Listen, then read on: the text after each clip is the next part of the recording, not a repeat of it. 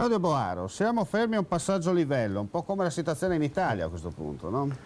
Cade a fagiolo, come si dice. Non è che siamo fermi, addirittura stiamo andando a ritroso. È nostra convinzione, mia convinzione, oltre che del fronte friulano, che con questo nuovo governo andremo poco avanti, purtroppo. Si continuerà a mietere, a trebbiare sempre nel solito campo.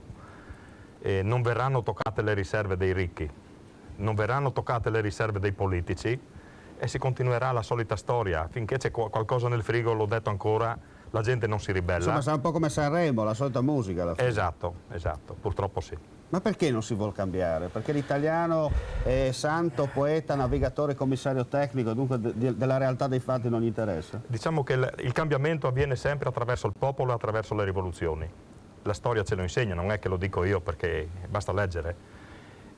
Purtroppo le rivoluzioni, dico purtroppo perché preferirei avvenisse subito in maniera democratica, ma questo non avviene, avvengono solo quando la gente è affamata e se qualcuno non ha niente da perdere facendo la rivoluzione. Negli anni passati è chiaro che era facile farla quando non c'era niente da perdere, ma adesso o perché hai il mutuo in banca o per un santo o per l'altro, mi ripeto come ho detto già a tempo, tutti ci pensano 10 volte prima di mettersi contro queste grandi strutture che non sono nazionali, sono ormai gestite da fuori, l'abbiamo capito tutti, si decide ben poco in Italia, figuriamoci poi in regione, nella banca locale, sono tutti al guinzaglio di qualcosa di più grosso. Ecco, senta, viene da dire insomma che ormai è talmente chiaro, no? Sì, che ven furpa i bocui. Ormai, scusa. Le ho rubato la notarella. Meglio che andiamo a casa tutti, insomma, chiudiamo Baracca e Burattino e lasciamo stare. Invece volevo dire qualcosa, se mi permette, di quello che sta succedendo in queste ore, certo, in una riunione dove si sta pensando al comparto unico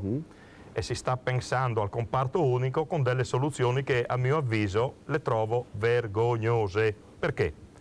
Perché mentre nelle fabbriche ci sono degli operai che si stanno aiutando reciprocamente, rinunciando a una settimana del loro lavoro per dare una mano al compagno, imprenditori che si ammazzano, l'ha detto prima lei, una nuova novità di questo tipo. Qui si sta cercando di liberare, spiego, comparto unico, vogliono mettere tutti i dipendenti pubblici, comuni, regioni, province, sotto un unico cappello, ok. Però guarda caso i sindacati perché gli serve ancora avere delle tesserine da rinnovare, i comuni perché non vogliono andare contro i loro dipendenti perché altrimenti poi vengono boicottati come amministratori, vale per le province, vale per la regione. Cosa vuol dire? Che stanno cercando di fare un livellamento che non è solo strutturale dal punto di vista amministrativo di queste persone e dei flussi da spostare dalla regione in provincia ai comuni dei vari operatori, ma cercano di fare un livellamento degli stipendi verso l'alto.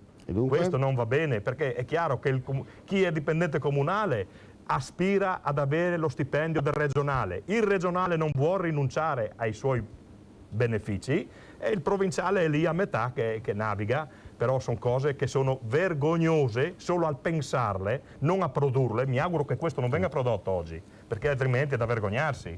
Altro che Furlan, buon, onesto lavoratore, è ora di alzarti a benedezze, no guai che...